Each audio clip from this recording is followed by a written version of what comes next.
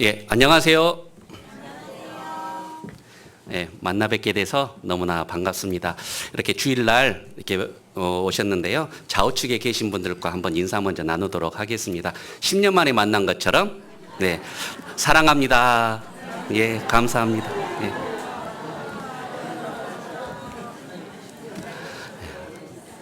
10년 만에 만났는데 느낌은 다 다른 것 같네요. 예. 우리 또 이렇게 만나 뵙게 돼서 반갑습니다. 저는 동탄교회에서 교제하고 있는 배경주 형제라고 합니다. 동탄 좀 잘 아신가요?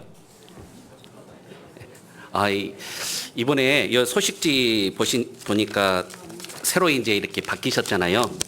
여기 기대가 되죠? 예.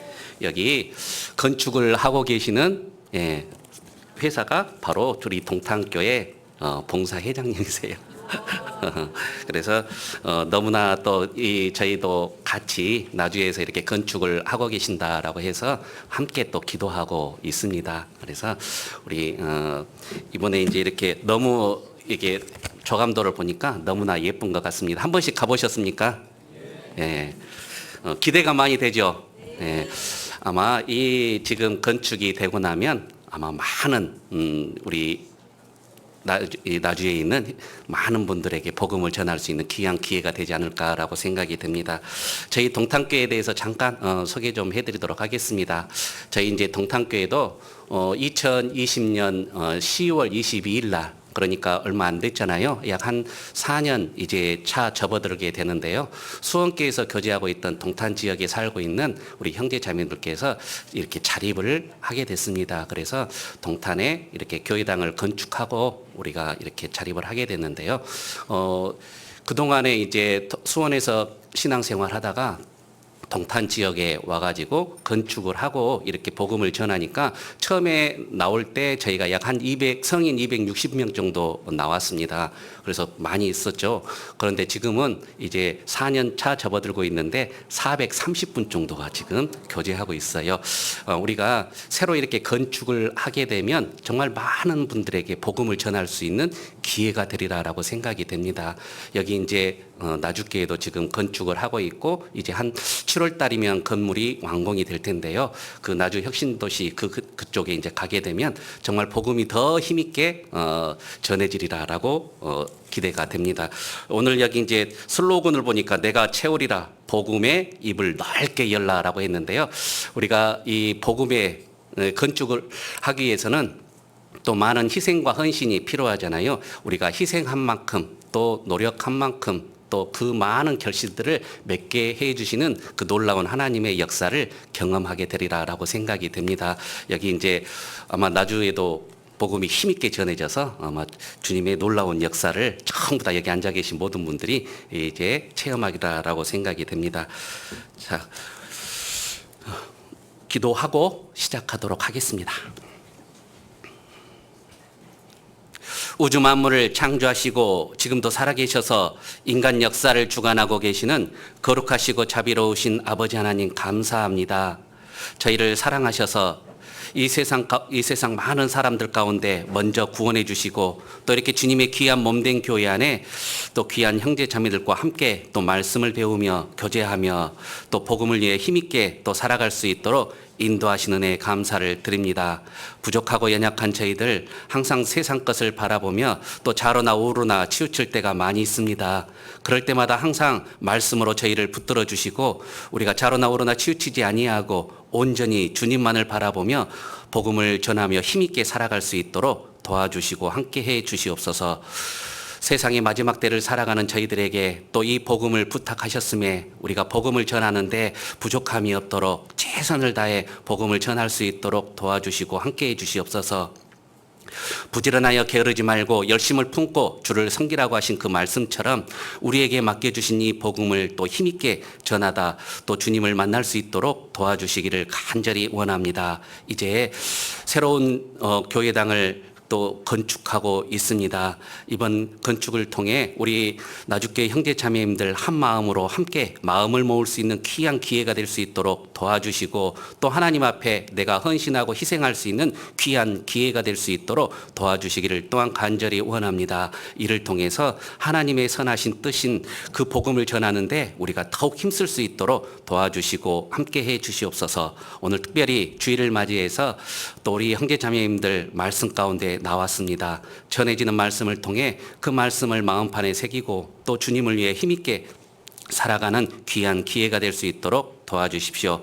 또 이제 오늘 전해지는 모든 말씀 가운데 그 말씀을 내 마음판에 새기고 살아가는 삶이 될 수 있도록 도와주시기를 간절히 원하면서 언제나 저희를 사랑하시는 예수님의 이름으로 감사드리며 기도드렸습니다. 아멘.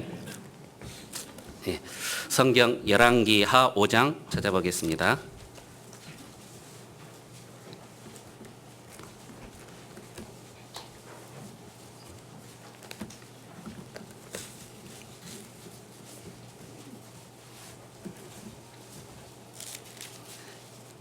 열왕기하 5장 1절입니다. 구약성경 567페이지입니다. 아람 왕의 군대 장관 나아만은 그 주인 앞에서 크고 존귀한 자니 이는 여호와께서 전에 저로 아람 사람을 구원하게 하셨음이라. 저는 큰 용사나 문둥병자였더라. 전에 아람 사람이 떼를 지어 나가서 이스라엘 땅에서 작은 계집아이 하나를 사로잡음에 저가 나아만의 아내에게 수종들더니 그 주모에게 이르되 우리 주인이 사마리아에 계신 선지자 앞에 계셨으면 좋겠나이다. 저가 그 문둥병을 고치리이다.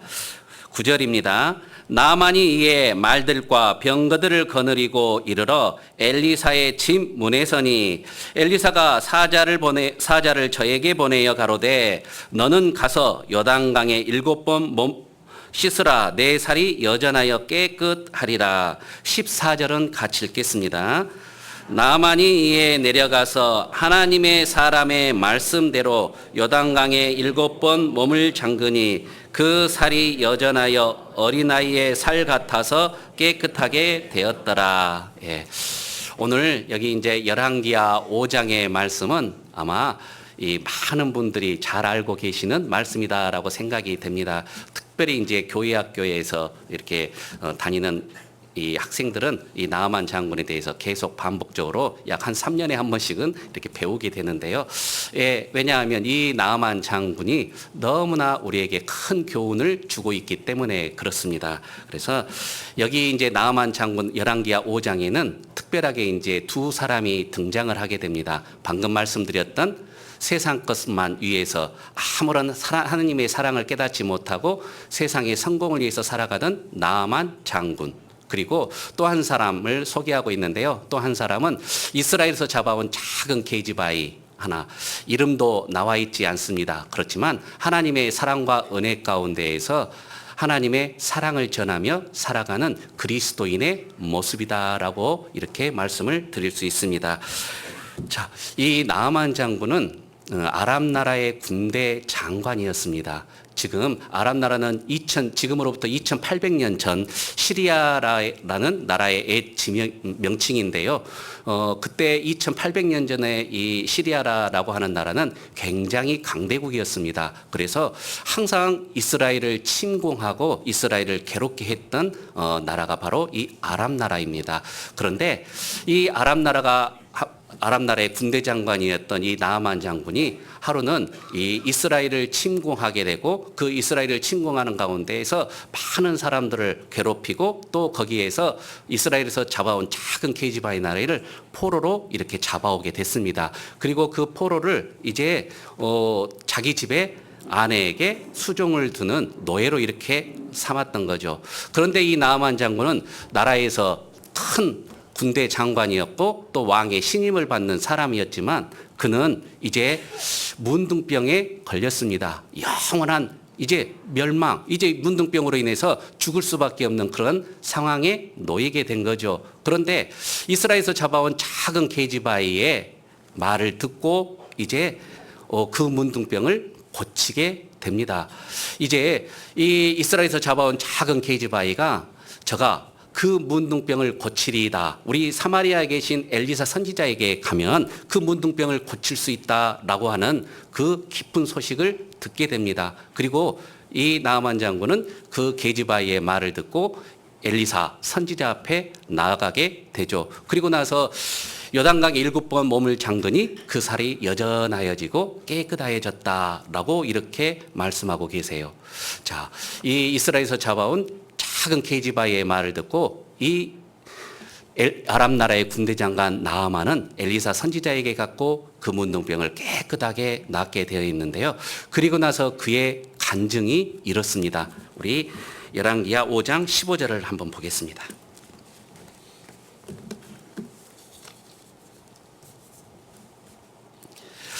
나아만이 모든 종자와 함께 하나님의 사람에게로 돌아와서 그 앞에 서서 가로되 내가 이제 이스라엘 외에는 온 천하에 신이 없는 줄을 아나이다.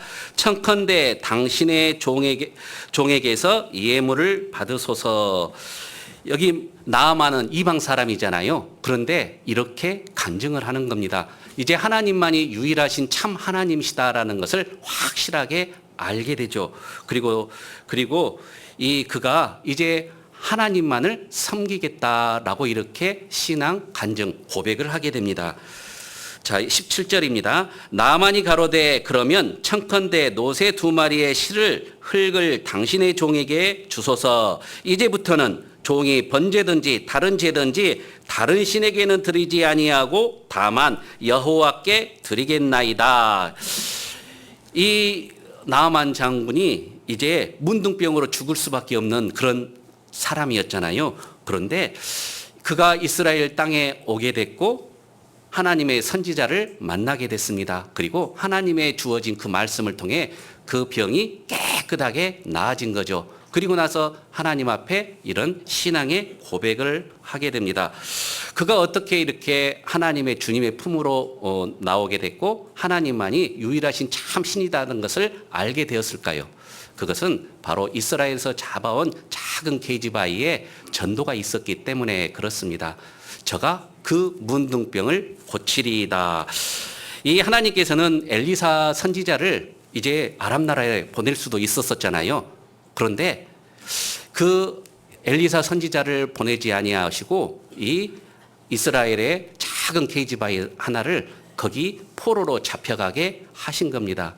어떻게 보면 이 계집아이의 입장에서 보면 너무나 황당하고 너무나 두렵고 너무나 이 일로 인해서 마음이 얼마나 아팠겠습니까? 그런데 하나님께서는 그 계집아이를 통해서 하나님의 놀라운 구속의 역사를 계획하고 계셨다라고 하는 것을 우리가 알 수 있습니다. 이 작은 계집아이를 통해서 그 아람 나라의 군대 장관이 병 고침을 받고 제사함을 받는 놀라운 역사가 일어나게 된 거죠. 우리도 신앙생활 하다가 보면 이런 뜻하지 않는 어려움을 당할 때가 있습니다. 뜻하지 않는 괴로움을 당할 때가 있죠. 또 굉장히 어려운 가운데서 내가 왜 이런 고통을 갖게 되었을까? 정말 내가 신앙생활 잘하고 있었는데 왜 이런 어려움이 찾아올까라고 이렇게 많은 어려움들을 당할 수가 있습니다. 그런데 그 가운데서 우리가 불평하고 원망할 것이 아니라 하나님의 뜻이 무엇인지, 하나님께서 이것을 통해서 무엇을 계획하고 계시는지 그것을 우리가 기도로서 알아보는 것이 중요하죠. 옛날 제가 수원에서 교제하고 있었을 때 전도인 되기 전이었었습니다. 그런데 한 형제님, 전도인 되고 나서 우리 이제 한 형제님께서 이제 포스코라라고 하는 회사에 취직을 하게 됐어요. 그리고 나서 너무 기뻐하셨는데 그 형제님이 이제 하루는 저에게 와서 상담을 하는 거예요. 전도사님, 정말 이게 제가 왜 이런 일들이 있는지 모르겠어요. 왜요? 그랬더니 갑자기 칠레 안토파카스타라고 하는 곳에 제가 발령이 났어요. 그러니까 어때요? 이제 신앙생활도 잘 해보고 좋은 회사에 들어가서 잘 해보려고 그렇게 마음을 먹었는데 갑자기 교회도 없는 칠레에 갑자기 발령이 난 거예요. 그래서 제가 회사를 그만둬야 될지 어떻게 해야 될지 제가 너무나 고민이 됩니다라고 이렇게 상담을 하셨어요. 그러는 가운데 우리가 한번 기도해 봅시다. 왜 하나님께서 이런 일들을 우리에게 계획하셨는지 우리 형제님도 한번 기도해 보시고 정말 무엇이 하나님의 뜻인지 생각해 봤으면 좋겠습니다. 라고 이렇게 기도했습니다. 나중에 이제 그 형제님께서 이제 기도하는 가운데 내가 아직 칠레에 복음이 전해지지 않았는데 나를 통해서 하나님이 그곳에 그 씨앗을 뿌리고자 하시지 않을까라고 하는 그런 기도를 하게 됐어요. 그리고 나서 이제 많은 준비를 하고 칠레로 가게 됐죠. 그 안토파카스타 교회 사막인데 거기에 이제 플랜트 전기 공사를 위해서 이제 가신 거예요. 그리고 나서 자녀들과 함께 가서 거기에서 이제 아무 스페인어도 모르는데 이제 차근차근 몇 개월 동안 준비하고 또 여기에서 USB 가지고 준비하고 이렇게 가가지고 결국에는 많은 사람들에게 이렇게 USB를 주고 복음을 전하기 시작했습니다. 이제 자녀들은 금방 스페인어를 배우게 되잖아요. 그래서 이제 대화를 하다 보니까 하나님의 사랑을 깨닫는 사람들이 생기기 시작한 거예요. 그리고 나서 이제 요청이 와가지고 그곳에 선교사님을 한번 보내주셨으면 좋겠습니다. 이곳에 분명 구원받은 사람들이 많이 있는 것 같습니다. 이제 그리고 나서 이제 선교사님을 이제 보내게 됐죠. 그리고 나서 그곳에 교회가 6개가 되고 지금은 500여 명이 넘는 분들이 교제를 하는 엄청나게 복음의 열매가 맺히기 시작했죠. 자, 그러는 것처럼 우리가 때로는 내가 여기서 신앙생활 잘하고 있는데 이렇게 뜻하지 않게 어려움을 겪을 때도 있고 고난을 당할 때도 있습니다. 그런데 그 가운데서 우리가 해야 될 것은 뭐냐면 가장 먼저 하나님 앞에 기도하는 겁니다. 하나님, 이것을 통해 하나님은 무엇을 원하시는지 또 내가 어떻게 하기를 원하시는지 그것을 하나님께 묻고 기도하는 것이 먼저다라고 생각이 됩니다. 하나님은 우리 구원받은 그리스도인에게는 우연이다라고 하는 것은 없습니다. 하나님이 항상 함께 하시고 눈동자처럼 우리를 지키시고 도와주시고 함께 하시기 때문에 그렇습니다. 우리 잘 아시는 것처럼 마태복음 한 군데 찾아보겠습니다. 마태복음 6장입니다.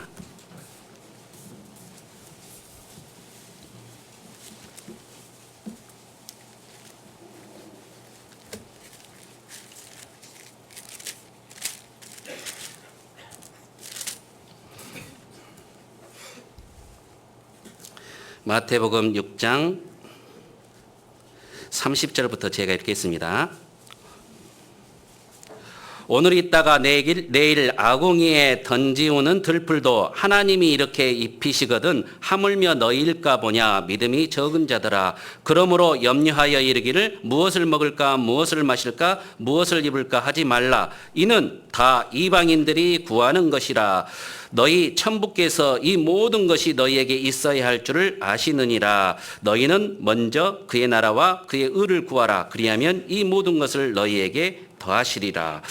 여기 말씀하시는 것처럼 하나님은 이 들풀도 다 하나님이 입히시고 키우시잖아요.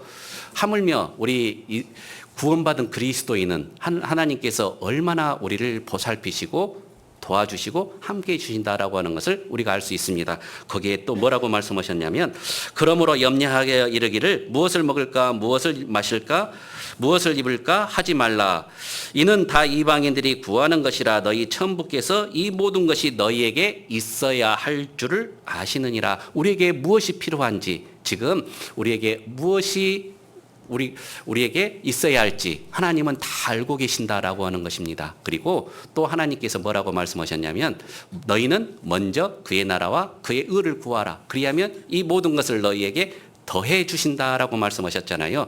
내가 항상 주님의 일을 먼저 생각하고 주님의 뜻대로 모든 것들을 이루어 나갈 때 하나님이 모든 것들을 더해 주신다라고 하는 사실입니다. 제가 하루는 새로 다른 지역에서 이사 오신 어르신이 이제 이사를 오셔서 가서 집에 한번 방문을 갔습니다. 그리고 나서 신방을 가서 이렇게 딱 보니까 집에 들어가서 처음에는 깜짝 놀랐어요.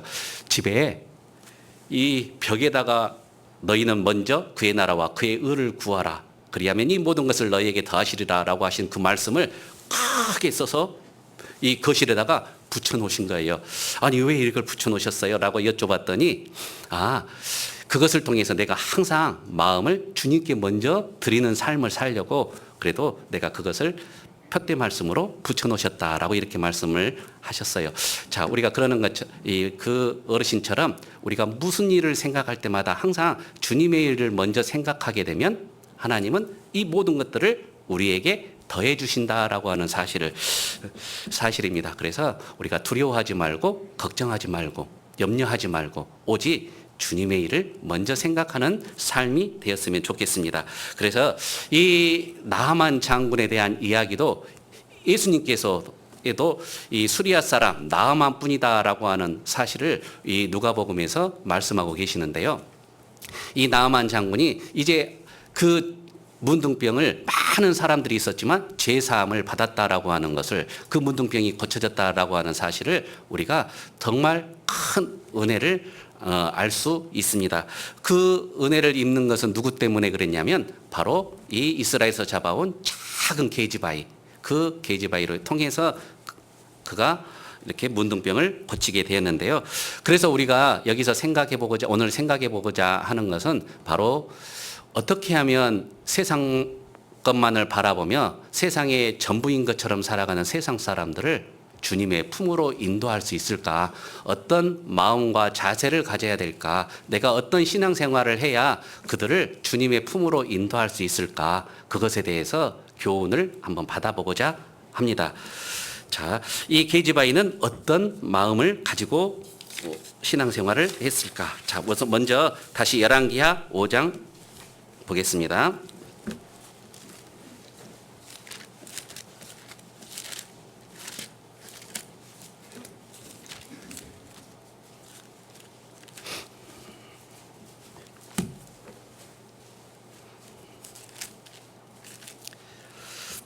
이 절입니다.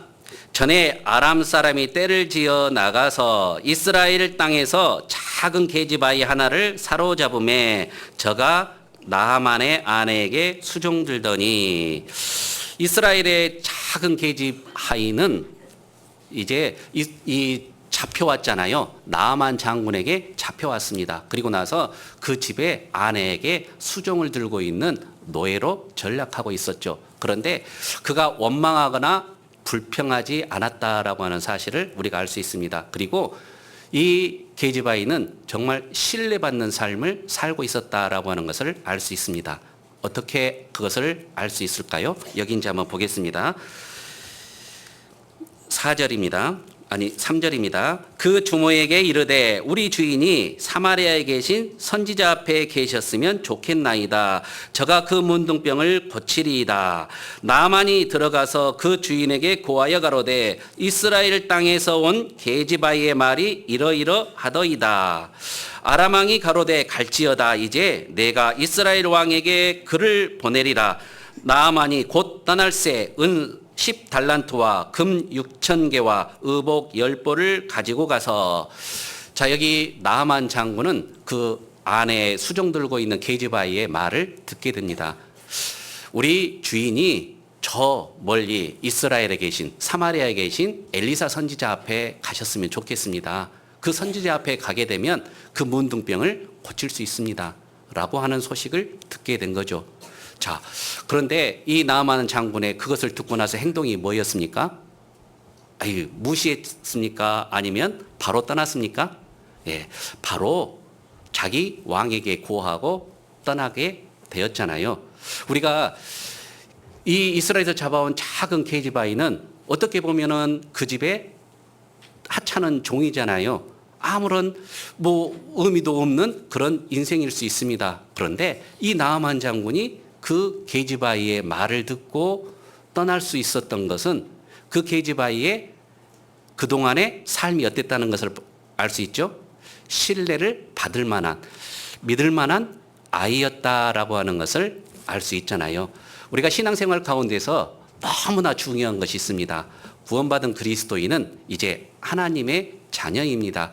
이제 그동안에 새로운 피조물이다라고 그랬잖아요. 전에는 어둠이더니 이제 빛이다 그랬어요. 빛의 자녀들처럼 행하라.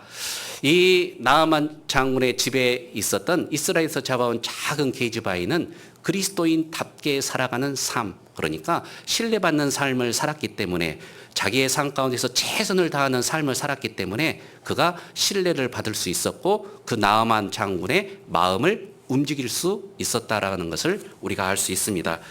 자, 그래서 우리가 무엇보다도 중요한 것은 우리 구원받은 그리스도인이 이 세상에서도 신뢰받는 삶을 살아야 된다라고 하는 겁니다. 구원을 받고 이제 변해야 되죠. 바뀌어야 됩니다. 내가 주님을 위해서 더욱 충성돼야 되고 또 세상에서도 인정받는 사람이 돼야 됩니다. 신뢰받는 사람이 되어야 나를 통해서 하나님의 선한 복음이 힘있게 전해질 수 있습니다.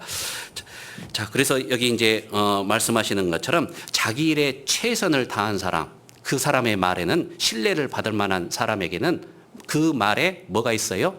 힘이 있죠. 자, 우리 한번 생각해 보면 중고등부 학생들 같은 경우는 학교 다니면서 이제 만약에 공부를 전혀 안 하고 계속 빈둥빈둥 놀고 성적은 떨어지고 있어요. 그런데 어느 날 전도 집회 교회에서 이제 집회가 있으니까 엄마 믿지 않는 어머니한테 어머니 우리 교회에 집회가 있어요. 꼭 가서 말씀 한번 들어봤으면 좋겠어요. 라고 그러면 어머니가 뭐라 그래요? 야, 너 공부나 제대로 하면서 그래라 그렇죠. 내가 공부도 최선을 다해서 열심히 하고 또 정말 믿음직스러운 자녀가 되었을 때 나의 말에 아들의 말에는 뭐가 있어요? 힘이 있게 되죠. 어머니 이번에 집회가 있는데 꼭 가서 말씀을 한번 들어봤으면 좋겠습니다. 그러면 어머니가 어때요? 그래, 네가 믿는 그 하나님에 대해서 나도 알고 싶다라고 하면서 이렇게 마음이 움직이기 시작하잖아요. 내가 집안에서 최선을 다하고 내가 또 직장에서 최선을 다하고 믿을 만하고 신뢰를 받을 만한 그런 삶을 살아갈 때 나의 말에는 힘이 있게 되죠. 그리고 나서 내가 하는 모든 말이 이제 힘이 있어서 복음을 전할 수 있는 기회가 되는 겁니다. 몇 년 전에 수양회에서 상담을 하는데 어떤 한 분이 이제 한 분을 이렇게 전도하기 위해서 모시고 왔어요. 그분은 형사였고 경찰이었죠. 그리고 나서 또 형사 한 분을 모시고 온 거예요. 그리고 나서 제가 이제 여쭤봤어요. 아니 어떻게 이렇게 수양회 때 이렇게 오셨습니까? 라고 했더니 이 친구가 다니는 교회에 말씀을 나도 한번 들어보고 싶어서 오게 됐다라고 말씀하셨어요. 아니 이 친구가 어떤 모습이었는데요. 이 친구는 정말 성실하고 자기 하는 일에 최선을 다하는 친구입니다. 더욱 놀라운 것은 이 경찰서장님이 새로 부임을 하셨는데 그 부임하는 50여 명의 회식을 하는 곳에 많은 사람들이 술을 이렇게 한 잔씩 이제 서장님이 오셔서 약주를 이렇게 한 잔씩 권하게 되잖아요. 그런데 이 친구 차례가 돼가지고 이 친구가 담대하게 술잔을 들지도 않으면서 서장님 죄송합니다. 저는 그리스도인입니다. 라고 하면서 술을 마시지 않습니다. 라고 이렇게 담대하게 이야기를 하는 거예요. 그러니까 이 분위기가 어떻겠어요? 분위기가 이상해졌겠죠? 그런데 서장님도 어떻게 할 바를 모르고 있을 때 바로 이 교회에 다니지 않는 이 친구가 자기가 나서서 이렇게 이야기를 했답니다. 서장님, 이 친구는 제가 보장합니다. 지금까지 술을 마시는 거 보지도 못했습니다. 정말 절실한 기독교인입니다. 라고 이렇게 이야기를 하더라는 겁니다. 그러니까 서장님이 그런가 미안하네 라고 하면서 자기 자리에 되돌아가서 자, 우리가 누구든지 믿음과 신뢰 그러니까 믿으려면 저 친구처럼 믿어야 된다라고 서장님도 교회를 다니지 않았지만 이렇게 이야기를 하시더래요. 이제 경찰이라면 저런 어떤 외압이 들어오더라도 정확하게 이렇게 자기 자신을 말할 수 있는 그런 경찰이 진정한 경찰이다라고 하면서 그 믿음을 굉장히 이제 높게 사고 굉장히 그 뒤로 잘해 주셨대요. 그리고 나서 이 친구가 어떤 마음을 갖게 됐냐면 어떻게 그렇게 담대하게 그 서장님에게 그 분위기에서 말할 수 있었을까? 그러면서 네가 다니는 교회에 그 말 한번 나도 다니고 싶다라고 했더니 그 이제 친구분이 구원받은 형제님이 지금은 안 되고 때가 되면 알려주겠다고. 그래서 계속 이렇게 재촉을 하고 나 좀 교회에 가게 해달라고 그랬더니 아직 이제 집회가 없었나 봅니다. 그리고 나서 수양회 때 이렇게 오작에서 여기 오시게 됐다라고 했고 말씀을 잘 듣고 그분도 구원을 받게 되셨어요. 자, 그러는 것처럼 우리가 신뢰받는 사람의 말에는 뭐가 있습니까? 거기에는 힘이 있어요. 그래서 누군가가 알아보고 싶고 또 거기에 확인해 보고 싶고 또 따라가고 싶은 그런 마음이 생기게 됩니다. 그래서 자, 우리 에베소서 한 군데 보겠습니다. 에베소서 5장 8절입니다.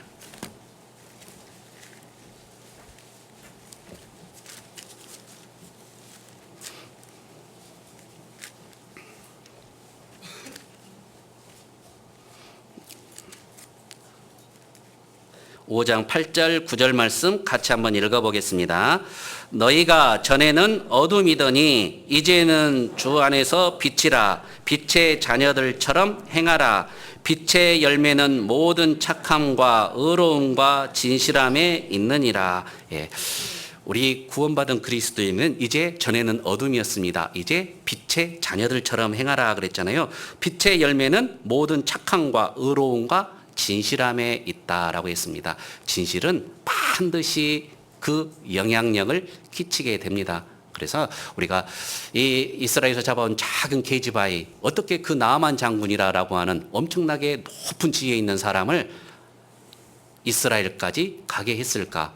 그 계집아이의 삶에는 최선을 다한 사람, 삶, 그리고 신뢰받는 그런 삶을 살았기 때문에, 그 삶이 진실하고 착하고 의로운 삶을 살았기 때문에 그 말에 힘이 있었던 겁니다. 하나님은 그 계집아이를 통해서 나아만 장군을 움직이시게 하신 것이죠. 자, 그러는 것처럼 우리가 어떤 삶을 사느냐는 너무나 중요합니다. 구원받고 나서 정말 의롭고 착하고 진실한 그런 삶을 살아야 됩니다. 다른 사람들보다 더 우리가 도덕 기준도 높아야 됩니다. 그리고 내가 정말 세상 사람들 보기에도 착하고 의롭고 진실한 그런 삶을 살아야 우리말에 영향력이 있고 힘이 있게 됩니다. 그래서 많은 사람들을 주님의 품으로 인도할 수 있는 겁니다. 자, 그리고 이제 두 번째 한번 보겠습니다.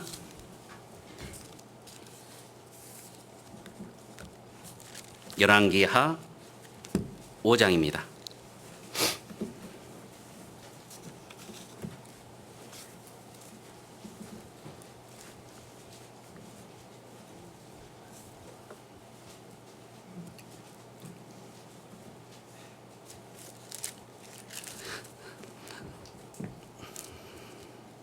이 절부터 제가 다시 한번 읽겠습니다.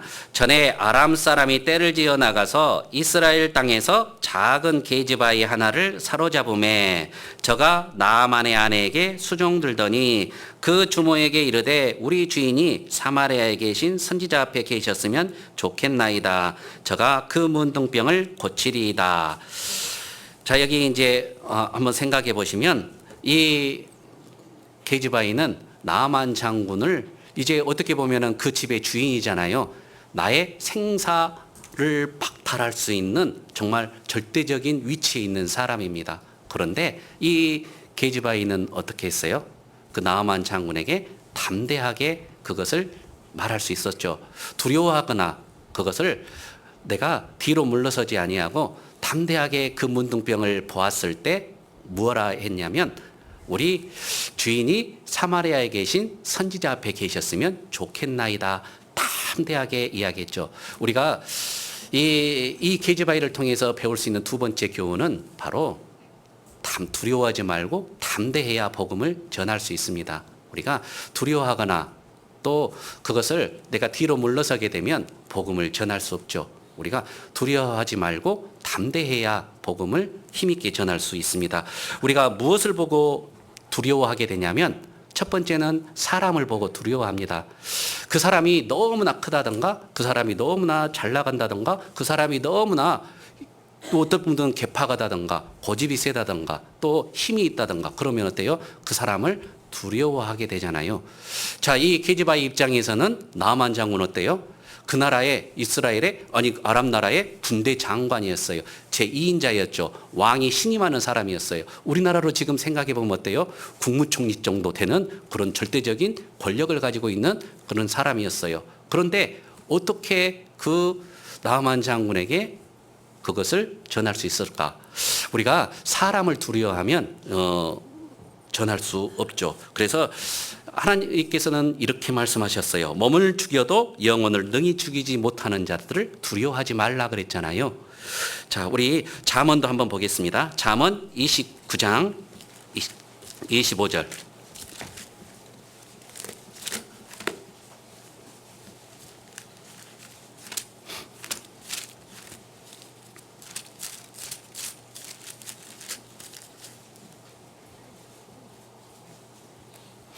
잠언 29장 25절 말씀 같이 한번 읽어보겠습니다. 사람을 두려워하면 올무에 걸리게 되거니와 여호와를 의지하는 자는 안전하리라. 우리가 사람을 두려워하면 올무에 걸리게 된다 그랬죠. 그래서 우리가 이 여호와를 의지하는 사람은 안전하리라 그랬죠. 우리가 사람을 두려워하게 되면 머뭇머뭇하게 되고 또 주저앉게 되고 포기하게 됩니다. 그런데 항상 나와 함께 하시는 여호와 하나님, 우리가 주님을 생각할 때 내가 담대할 수 있고 내가 주님이 나와 함께 하신다라고 하는 사실을 내가 확실하게 그 믿음 가운데 있을 때 내가 담대하게 나아갈 수 있죠. 이 게지바이는 사람을 두려워하지 않았습니다. 그는 하나의 문둥병자라고 본 거죠. 불쌍한, 이제 그 병을 고침을 받아야 될 사람이라고 생각을 한 거죠. 우리도 똑같습니다. 우리도 이 세상에서 아무리 재산이 많은들 무엇이 그것으로 유익하겠습니까? 결국에는 경각간에 음부로 내려가게 되잖아요. 아무것도 가지고 가지 못합니다. 세상에 아무런 권력이 있다 하더라도 그것을 가지고 가지 못하게 됩니다. 결국에는 없어질 풀과 같다라고 그랬잖아요.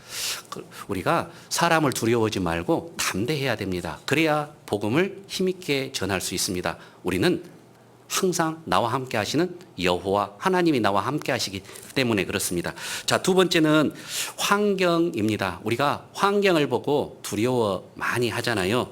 그래서 이 게지바이의 입장에서 보면은 자기는 이스라엘에서 잡혀왔어요.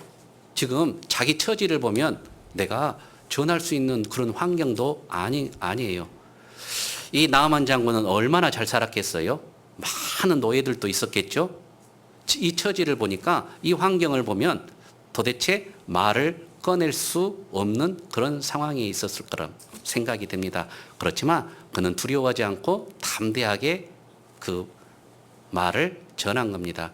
자, 우리도 환경을 보지 말고 그 사람의 불쌍한 영혼을 보아야 된다라고 하는 것을 우리가 알 수 있습니다. 자, 여기 이제 우리가 잘 아시는 것처럼 이스라엘의 그 정탐꾼들이 이제 정탐을 하게 되잖아요. 12명의 정탐꾼들이 정탐을 하러 가서 10명의 정탐꾼들은 12명이 동시에 다 봤지만 10명의 정탐꾼들은 뭐라 그랬습니까? 우리는 이제 메뚜기와 같은 존재다 그랬어요. 그들이 너무나 크고 또 정말 환경은 좋지만 우리는 거기 가면 다 죽습니다 그랬죠. 그들이 너무나 크게 보인 거예요. 그러니까 내가 메뚜기처럼 보인 거죠.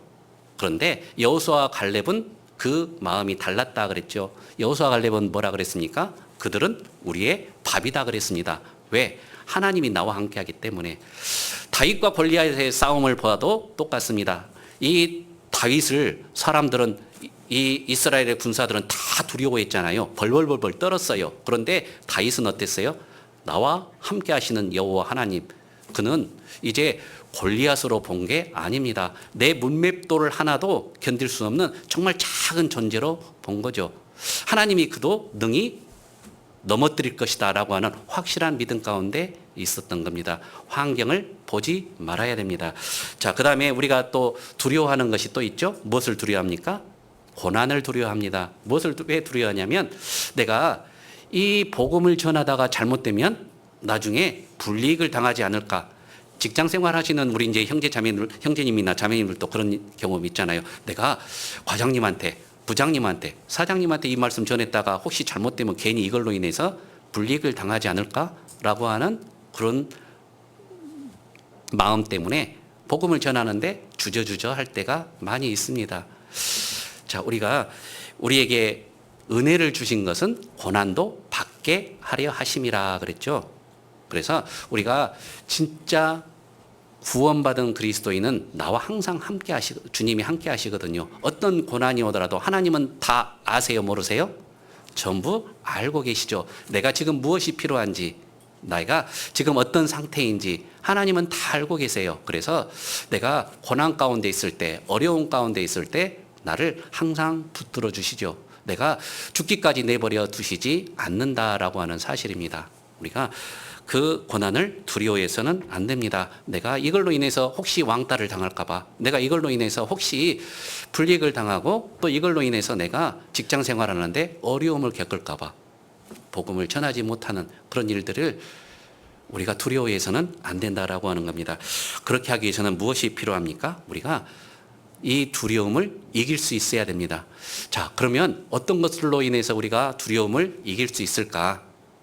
우리 성경 한 군데 찾아보겠습니다. 마태복음 10장입니다.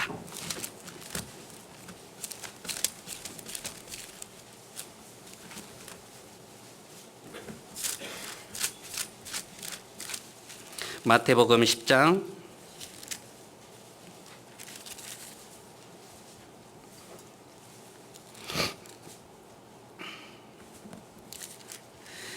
28절부터 제가 읽겠습니다. 몸은 죽여도 영혼은 능히 죽이지 못하는 자들을 두려워하지 말고 오직 몸과 영혼을 능히 지옥에 멸하시는 자를 두려워하라.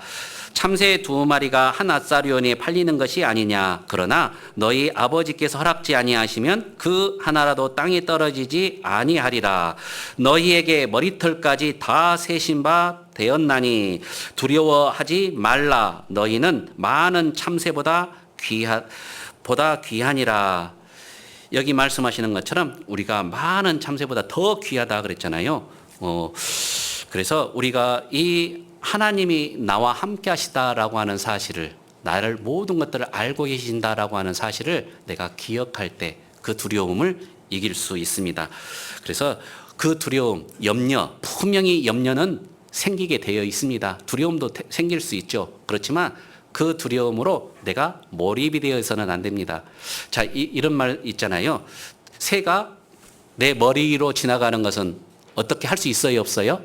어떻게 할 수 없어요. 그런데 새가 내 머리에 둥지를 트는 것은 막을 수 있어요, 없어요? 막을 수 있죠. 그게 둥지를 틀게 해서는 안 되잖아요. 내가 두려움을 몰입돼서 아무것도 할 수 없이 내가 그것에 빠져 있으면 결국에는 나를 통해서 하나님의 놀라운 역사들이 일어나지 않게 됩니다. 두려움에 파묻히게 되죠. 그것을 염려가 들어오고 걱정이 들어오고 두려움이 오는 것은 어쩔 수 없습니다. 그렇지만 그것을 어떻게 하라고 말씀하셨냐면 주께 맡겨버리라 라고 그랬죠. 자, 우리 베드로전서 5장도 한번 보겠습니다.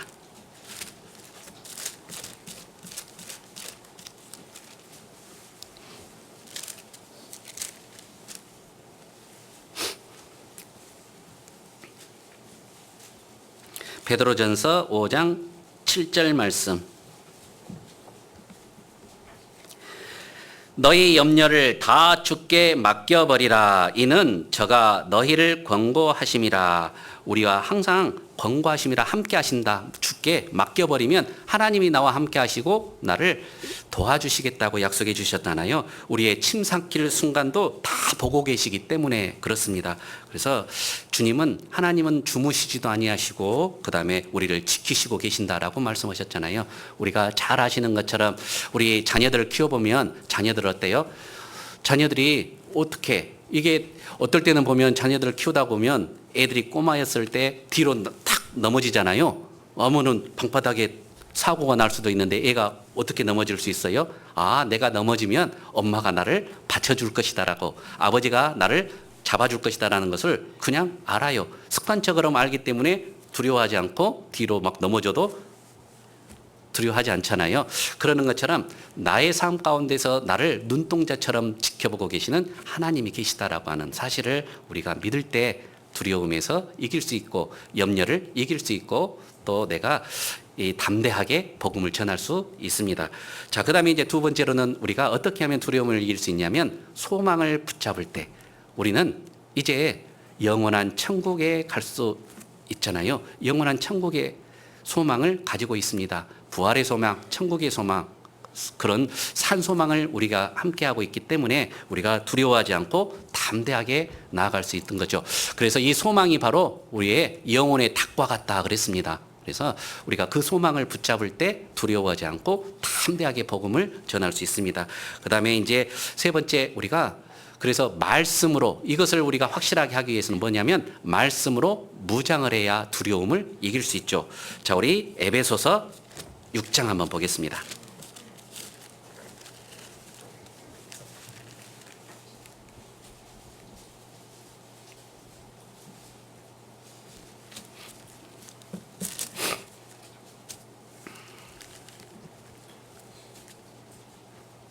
육 장 11절 제가 읽겠습니다.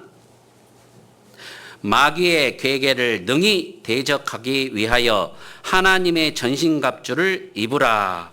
그리고 16절입니다. 모든 것 위에 믿음의 방패를 가지고 이로써 능히 악한 자의 모든 화전을 소멸하고 구원의 투구와 성령의 검 곧 하나님의 말씀을 가지라.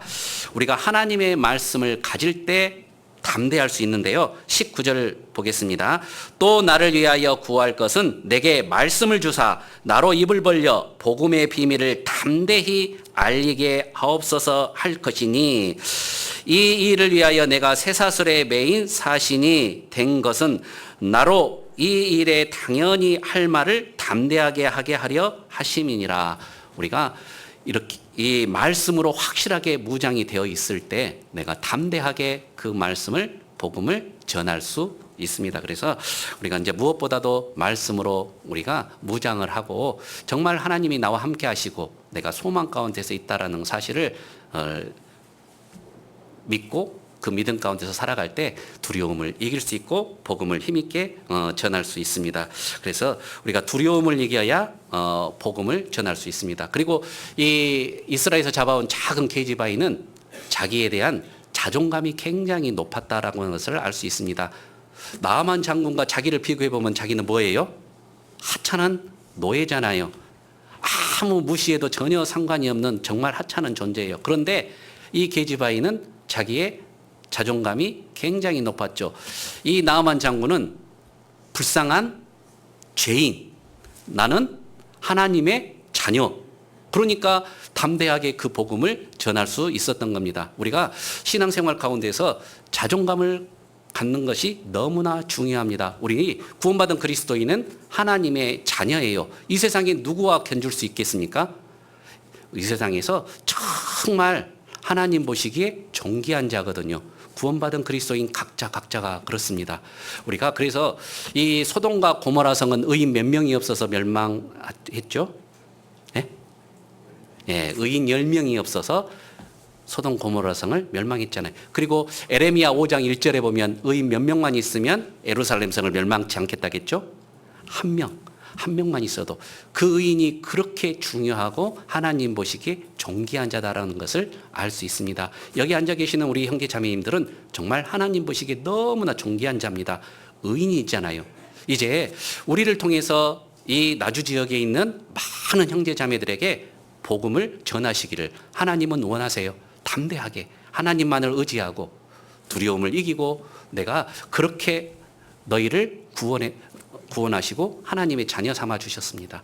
그래서 우리가 담대하게 복음을 전하기 위해 내가 정말 하나님의 귀한 자녀구나, 왕 같은 제사장이구나, 하나님의 자녀고 하늘에 속한 권속이구나 라는 것을 우리가 믿을 때, 그 말씀을 붙잡을 때 내가 담대하게 복음을 전할 수 있습니다. 자, 이제 세 번째, 이 게지바이가 나아만 장군에게 복음을 전할 수 있었던 것은, 이 나아만 장군은 이 게지바이의 입장에서는 어떤 사람이에요? 원수 같은 사람이잖아요. 이스라엘에서 잘 살고 있는데 자기 가족하고 헤어지게 하고 끌고 와서 1000km나 넘는 곳에 가서 끌고 와가지고 이곳에 자기 집에 노예로 삼았어요. 아주 이 원수 같은 사람이죠. 그런데 이 게지바이는 그 나아만 장군을 불쌍하게 본 거예요. 원수처럼 본 게 아니라 그는 구원받아야 될 불쌍한 영혼으로 본 거죠. 자, 이 게지바이가 나아만 장군이 문둥병이 걸렸다는 사실을 딱 알게 될 때 어떻게 생각했을까? 혹시 야, 잘 됐다. 나를 이렇게 끌고 왔더니 내가 그럴 줄 알았다. 문둥병 걸려서 죽을 줄 알았다. 이렇게 생각하지 않았죠. 쌤통이다. 잘 됐네. 그렇게 생각하지 않았어요. 그는 불쌍한 영혼이다라고 생각을 한 거죠. 그랬기 때문에 원수지만 그를 하나님 앞에 나아가게 했던 겁니다. 우리도 신앙생활 하다 보면 여기 앉아 계시는 우리 형제 자매들도 나를 잘해주는 사람한테는 우리가 전도하기 쉬워요, 어려워요? 쉽죠. 근데 나를 싫어하고 나를 핍박하고 나를 미워하고 나를 계속 힘들게 하는 사람한테 복음 전하고 싶어요? 안 전하고 싶어요? 예, 말 꺼내기 쉬운 일은 아니잖아요. 그런데 우리는 구원받은 그리스도인이잖아요. 그 사람을 보지 말고 그 영혼을 봐야 됩니다. 그래야 내가 복음을 전할 수 있죠. 얼마나 많은 사람들이 있습니까? 구원받은 그리스도인이기 때문에 하나님께서 우리에게 그 일을 맡겨주신 겁니다. 세상 사람들도 자기에게 잘해준 사람한테는 선을 베풀죠. 그런데 구원받은 사람은 자기에게 선을 베풀어주는 사람뿐만 아니라 자기에게 악을 행하고 핍박하고 못되게 굴고 나를 정말 못살게 구는 그 사람에게도 하나님의 복음을 전해야 될 의무가 있고 책무가 있습니다. 우리는 그들에게 복음을 전해야 되거든요. 그들을 그래서 불쌍한 영혼으로 우리가 봐야 됩니다. 그래야 복음을 전할 수 있습니다. 자, 이제 우리가 원수 같은 사람, 정말 나를 미워하는 사람, 나를 핍박하는 사람 많이 있잖아요. 그러면 어떻게 해야 돼요? 그도 용서해야 되거든요. 그게 예수님의 명령이에요. 내가 너희를 사랑한 것 같이 너희도 서로 사랑하라 그랬잖아요. 나를 사랑하는 사람한테는 사랑할 수 있지만 나를 사랑하지 않고 나를 핍박하는 사람을 사랑하기란 쉬운 일은 아니잖아요. 그런데 예수님께서 명령하셨어요. 내가 너희를 사랑한 것 같이 죽기까지 너희를 사랑했기 때문에 이제 그 사랑을 전하라 그랬잖아요. 자, 우리 성경 한 군데 찾아보겠습니다. 마태복음 5장 44절입니다.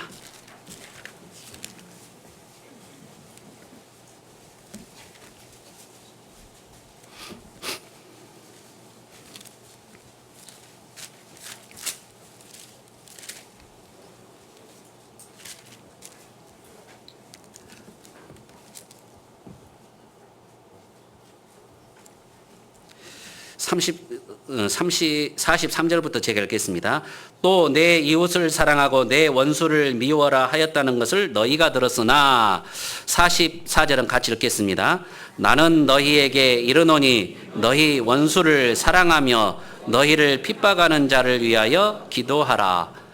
예수님의 명령이에요. 쉬운 일이 아니잖아요. 그런데 예수님께서 명령하셨어요. 너희를 원수를 사랑하며 너희를 핍박하는 자를 위하여 기도하라 그랬죠.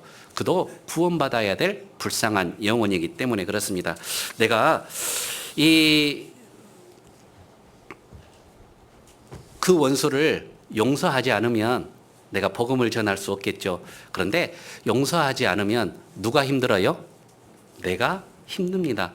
우선은 복음을 전해야 되는데 복음을 전하지 못해서 힘들고 또 그를 용서하라라고 했는 예수 그리스도의 명령인데 그것을 지키지 못해서 내가 힘들고 또 그 나를 힘들게 했고 핍박했던 사람은 그것을 내가 핍박했다는 사실을 알아요, 몰라요? 잘 몰라요. 그러니까 내가 그것을 원수처럼 내가 생각하면 누구만 힘들어요? 나만 힘들거든요. 그 사람은 힘들어하지도 않아요. 그렇죠? 내가 나를 위해서도 그것을 용서해야 됩니다. 불쌍한 영혼을 보고 예수 그리스도의 명령이기 때문에 우리가 그것을 서로 사랑하라 그랬잖아요. 그 영혼을 불쌍히 여기고 그도 구원을 받아야 된다라고 우리에게 말씀하신 것처럼 우리가 그 원수 갚는 것은 누구에게 맡겨요? 하나님께 맡기고 나는 복음을 전해야 됩니다. 그것은 하나님께서 갚아주실 것이에요. 우리에게 억울한 일, 우리가 고통받는 일, 우리 힘든 것은 전부 다 주님께 맡기고 주님이 그것을 해결해 주실 거다라고 하는 겁니다. 그래서 내가 그에게도 복음을 전해야 됩니다. 자, 우리가 잘 아시는 것처럼 요셉 있잖아요. 요셉은 형들에게 팔려가지고 어디까지 갔어요? 이제 미디안 상인에게 팔려가지고 보디발 장군의 집에까지 가서 이제 노예로 일하게 되죠. 잘해서 집사까지 올라왔는데 또 그 안에 모함을 받고 감옥에까지 들어갔어요. 하나님께서 이제 자기에게 꿈을 보여주시면서 잘 성공할 것이다라고 하는 것을 했는데, 정말 기대했는데 어떻게 됐어요? 가는 곳마다 핍박을 당하고 괴로움을 당하고 어려움을 당했잖아요. 그런데 원망하거나 불평하지 않았어요. 형들에 대해서 원망하지도 않았죠. 왜?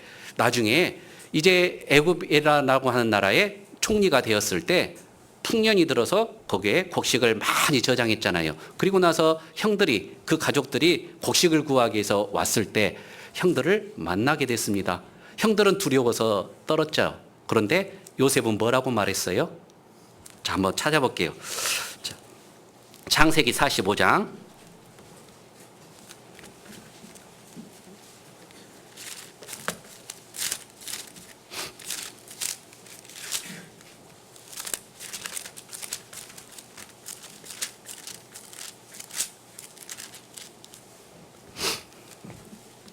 창세기 45장 4절부터 제가 읽겠습니다. 71페이지입니다. 요셉이 형들에게 이르되 내게로 가까이 오소서. 그들이 가까이 가니 가로되 나는 당신들의 아우 요셉이니 당신들이 애굽에 판 자라. 당신들이 나를 이곳에 팔았으므로 근심하지 마소서. 한탄하지 마소서. 하나님이 생명을 구원하시려고 나를 당신들 앞에 보내셨나이다. 이 요셉은 하나님이 이 모든 것들을 행하셨다 그랬습니다. 하나님께서 형들을, 또 이 형들이 나를 팔아서 보디발의 집에 가게 됐고 감옥에 가게 됐고 결국에는 총리까지 되게 하는 하나님의 섭리 가운데 모든 일이 이루어졌다라고 말하고 있잖아요. 형들을 이미 용서했어요. 우리 같으면 아니 형들 나타나서 어때요? 이번 기회에 그냥 형들을 전부 다 죽일 수도 있잖아요. 그런데 그렇게 생각하지 않았다는 거죠. 하나님이 이 모든 것은 하나님께 맡기는 것이 중요합니다. 그리고 나는 그를 사랑하는 것이 맞죠. 자, 그래서 우리가 이 무엇보다도 불쌍한 영혼, 그 영혼들, 나를 사랑하는 사람뿐만 아니라 나를 핍박하고 나를 괴롭게 하고 나를 힘들게 하는 사람들을 꼭 내가 기도하고 그들에게 복음을 전해야 된다라고 하는 겁니다. 일본의 신학자였던 유지무라 간조는 여기 원수까지 사랑할 수 있는 능력이 있어야 진정한 참된 그리스도인이다라고 그랬거든요. 그러는 것처럼 우리가 정말 주님의 사랑으로 구원을 받은 사람이잖아요. 우리가 그 사랑을 전해줘야 될 의무, 책무가 우리에게 있습니다. 우리는 복음을 전해야 됩니다. 자, 그 다음에 이제 네 번째로 다시 열왕기하 5장 보겠습니다.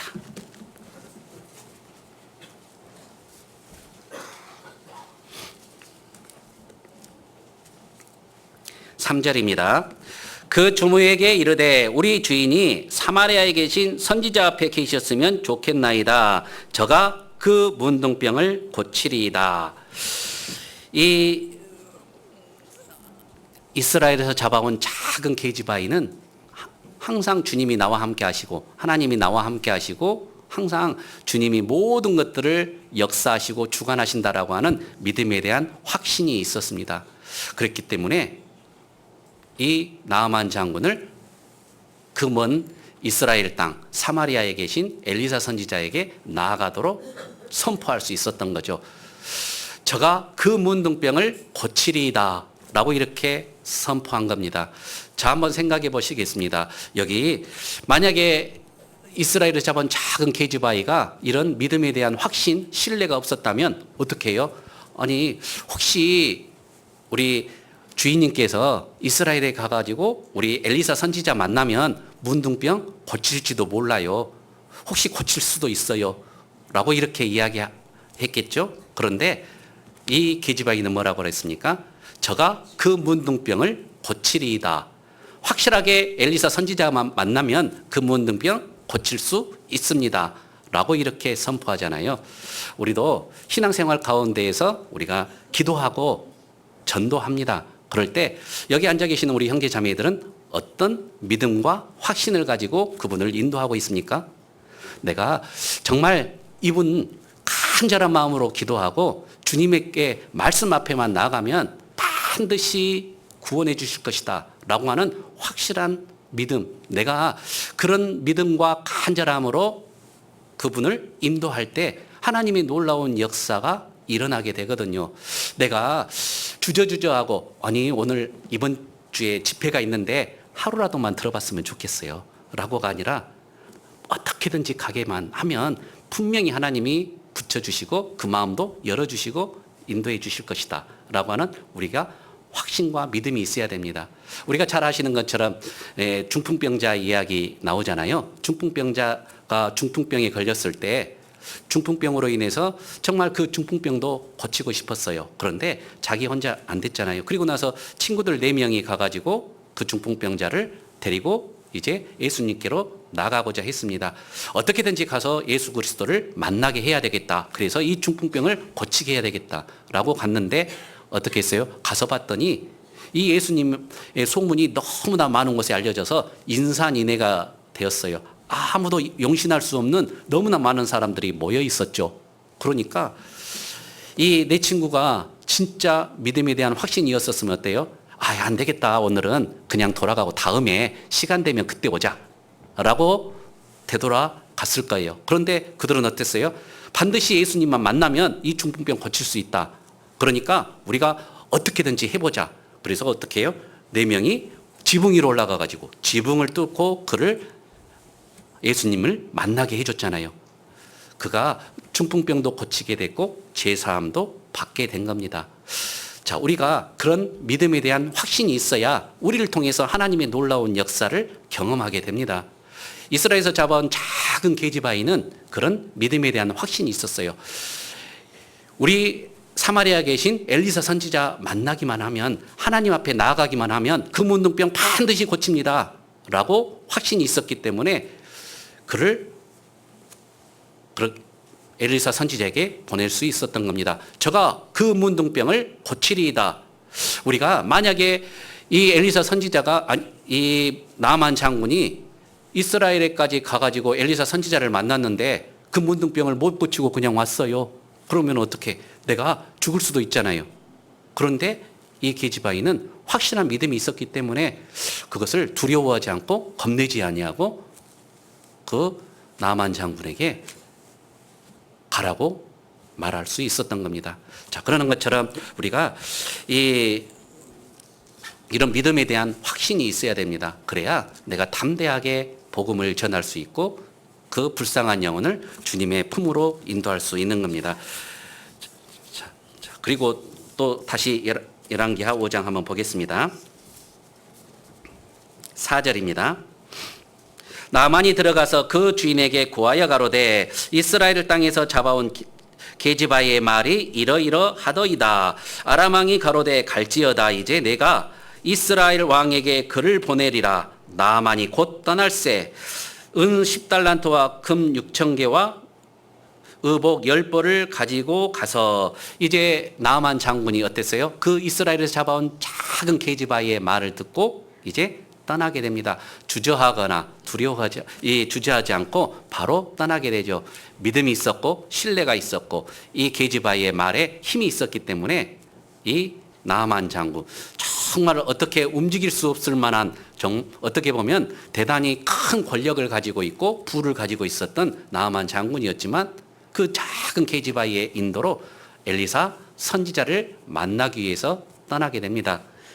자, 여기 이제 보겠습니다. 9절입니다. 나만이 이의 말들과 병거들을 거느리고 이르러 엘리사의 집문에 서니 엘리사가 사자를 저에게 보내어 가로되 너는 가서 요단강에 몸을 7번 씻으라. 내 살이 여전하여 깨끗하리라. 여기 이제 말씀처럼 엘리사 선지자에게 나만 장군이 가게 됩니다. 그런데 엘리사 선지자는 나와보지도 않고 이 사환에게 말합니다. 요단강에 가서 7번 몸을 잠그라. 그리하면 내 살이 여전하여 깨끗하리라 라고 하는 하나님의 말씀을 전합니다. 그런데 이 나만 장군은 어땠어요? 그가 처음에 자기 생각을 이야기를 하게 되죠. 자기 생각, 내 생각에는 엘리사 선지자가 나와야 되는데 나오지도 않고, 또 내 상처 위에 손을 얹고 그것을 하나님 앞에 기도하면 내 상처가 나을 걸로 생각을 했는데 나와보지도 않고 요단강에 7번 몸을 잠그라고 화가 났어요. 분이 났어요. 그래서 되돌아가려고 했죠. 자, 세상 사람들은 그럴 수 있습니다. 자, 그렇죠. 와서 말씀 듣다가 분해서 나갈 수도 있고, 그렇죠. 어떻게든지 우리는 잡아야 됩니다. 이 나하만 장군은 자기 생각에 그동안 사로잡혀 있기 때문에, 자기 생각으로 나와 있었기 때문에 그렇죠. 자기 생각, 그리고 자기의 자존심, 이제 자존심도 있어요. 그래서 이 문둥병이 걸려서 이제 요단강 7번 몸을 잠가라. 하인들이 다 보고 있는 가운데서 내가 문둥병 고치기 위해서 거기 들어가는 거, 어떻게 보면은 자기의 자존심도 걸린 문제일 수 있습니다. 그래서 그것을 거절하고 이제 떠나려고 했죠. 자, 여기 이제 보시면 13절입니다. 12절부터 제가 읽겠습니다. 다메섹 강 아마나와 바르발은 이 이스라엘의 모든 강보다 낫지 아니하냐. 내가 거기서 몸을 씻으면 깨끗하게 되지 아니하랴 하고 몸을 돌이켜 분한 모양으로 떠나려 하니 그 종들이 나와서 말하여 가로되 내 아버지여 선지자가 당신에게 명하여 큰 일을 행하라 하였다면 행치 아니하였으리까. 하물며 당신에게 이르기를 씻어 깨끗하게 하라 함이니까. 이 종의 말을 듣고 이제 하나님의 말씀대로 순종해서 그 요단강에 7번 몸을 잠그게 됩니다. 그 살이 여전하여 깨끗하게 되죠. 이 하나님의 말씀의 능력은 우리가 그 말씀에 순종할 때 일어나게 됩니다. 이 세상에 아무런 소망 없이 살아가던 이런 나아만 장군과 같은 사람들, 정말 하나님의 말씀 앞에 나오고 그 말씀 가운데 이제 그 말씀을 통해서 확실하게 이 말씀을 통해서 순종할 때 구원을 얻게 되는 것처럼, 이 나아만 장군이 말씀 앞에 순종했을 때 그 문둥병이 깨끗하게 나음을 입었습니다. 그리고 나서 놀라운 것은 바로 그의 간증입니다. 자, 14절입니다. 나아만이 이에 내려가서 하나님의 사람의 말씀대로 요단강에 7번 몸을 잠그니 그 살이 여전하여 어린아이의 살 같아서 깨끗하게 되었더라. 나아만이 모든 종자와 함께 하나님의 사람에게로 돌아와서 그 앞에 서서 가로되 내가 이제 이스라엘 외에는 온 천하에 신이 없는 줄을 아나이다. 청컨대 당신의 종에게서 예물을 받으소서. 이 나아만 장군은 이제 어떻게 했어요? 요단강에 7번 몸을 잠그니 그 살이 여전하여 깨끗하게 되었잖아요. 하나님의 말씀대로 순종했을 때 그가 놀랍게도 바뀌게 된 거죠. 변하게 된 겁니다. 이제 하나님의 말씀에 순종할 때 하나님의 놀라운 역사를 경험하게 되고, 그 나아만 장군의 간증, 그가 이제 돌아와서 서서 엘리사 앞에, 말에 타고 있는 것이 아니라 내려와서 엘리사의 앞에 서가지고 이제 그 집에 서서 내가 이제는 이스라엘의 온 천하에 신이 없는 줄을 아나이다. 하나님만이 유일하신 참신이다라고 하는 것을 확실하게 알게 됐잖아요. 우리가 구원을 받으면 이제 나아만 장군같이 굉장히 자존심 강하고 높고 또 자기 생각에 꽉 차 있는 사람도 어때요? 구원을 받게 되면 변하게 되고 바뀌게 되잖아요. 겸손해집니다. 하나님을 만나게 되면 그가 순종적으로 변하게 되고 바뀌게 되죠. 여기 앉아 계시는 모든 형제 자매들도 어때? 구원 받고 나서 옛날에는 한 성깔 하셨는데, 그렇죠, 전부 다 순하게 양처럼 다 변하셨잖아요. 정말 우리를 통해서 이제 하나님의 선한 이 복음이 이제 우리를 통해서 전해지게 된 겁니다. 여기 이제 나아만 장군이 완전하게 겸손한 사람으로 바뀌게 되고 하나님만이 유일하신 참 하나님이시다라는 것을 확실하게 알게 되죠. 그리고 나서 그가 또 한 것은 결심입니다. 자, 여기 17절입니다. 나아만이 가로되 그러면 청컨대 노새 2마리의 흙을 당신의 종에게 주소서. 이제부터는 종이 번제든지 다른 제든지 다른 신에게는 드리지 아니하고 다만 여호와께 드리겠나이다. 자, 이 나하만 장군이 이제 결심을 하게 되잖아요. 이제 하나님만을 섬기겠다고. 구원을 받게 되면 이렇게 사람이 변하게 되고 또 정말 겸손하게 되고 이제 주님만을 바라보며 정말 열심히 살고자 또 이 게즈바이처럼 담대하게 주님만을 의지하며 살고자 하는 그런 마음이 생기게 됩니다. 우리가 그래서 전부 다 이제 주님을 위해서 살아야 되겠다. 주님 오시는 날이 얼마 남지 않았는데 우리가 주님을 위해서 살아야 되겠다 결심하고 결단을 하게 되는 겁니다. 자, 우리가 잘 아는 것처럼 솔개라는 새가 있습니다. 그 새는 이제 어떤 솔개는 40년을 살고 어떤 솔개는 70년을 산대요. 왜냐하면 40년이 지나고 나면 이 발톱과 부리가 다 낡아서 사냥을 할 수 없게 되게 됩니다. 그러면 어떻게 하냐면 이 40년이 다 돼서 부리가 낡고 발톱이 낡게 되면 부리로 먼저 자기 발톱을 전부 뽑아버려요. 그리고 나서 자기 부리는 이제 바위에 가가지고 전부 깨부숴 버립니다. 빼야 새로운 것이 돋아나거든요. 그런데 그것이 두려워서 못 빼고 그것이 두려워서 자기 부리를 깨지 못하면 결국에는 사냥을 못하고 죽어버리게 되거든요. 내가 강하게 마음을 먹고 결심하고 결단해야 내가 새로운 삶을 살아갈 수 있습니다. 힘있게 복음을 전하면서 살아갈 수 있죠. 또 그래서 이제 우리 여기 앉아 계시는 우리 나주교회 형제 자매님들 이제 여기 또 새로 건축을 하면서 많은 희생과 또 헌신을 통해서 또 귀한 교회가 이제 건축이 되잖아요. 그 건축을 통해서 이제 우리가 정말 마음을 모으고 함께 복음을 위해서 힘있게 전하는 그런 삶이 되었으면 좋겠습니다. 그래서 여기 이제 내가 채우리라 복음을 위해서 넓게 입을 열라 라고 하신 것처럼 정말 좋은 교회당 그것을 준비하고 또 그것을 위해서 우리가 기도하고 있잖아요. 우리가 더욱 헌신하고 또 희생이 필요합니다. 그 희생 가운데에서 결실이 맺어지게 되는 겁니다. 우리의 희생과 헌신이 없이는 그런 결실들이 맺어지기 어렵죠.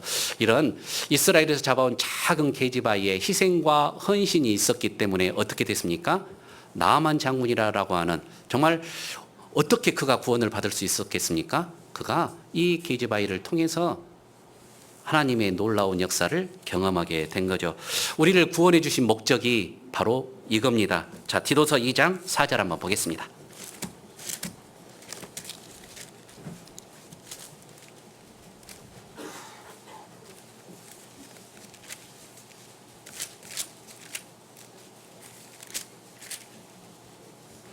디도서 2장 14절 말씀. 신약성경 349페이지입니다.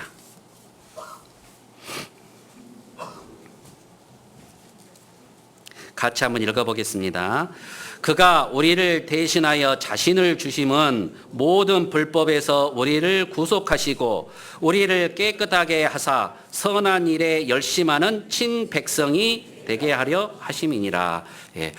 우리를 통해서 하나님의 선한 복음을 또 전하기 위해서 우리를 구원해 주셨어요. 우리가 바로 그 일을 행해야 됩니다. 주님 오시는 그날까지 우리를 통해서 하나님의 선한 복음을 전해야 됩니다. 좋은 환경에 있다고 우리가 복음을 힘있게 전하는 건 아닙니다. 우리가 또 이 좋은 환경에 있다고 또 쓰임을 받는 것도 아니죠. 그래서 우리가 어떤 환경과 어떤 여건에 있더라도 우리가 이 이스라엘에서 잡아온 작은 게즈바위처럼 최선을 다해서 신뢰를 받고 두려워하지 말고 복음을 전하는 우리 나주교회 형제 자매님들이 되셨으면 좋겠습니다. 기도하고 마치겠습니다.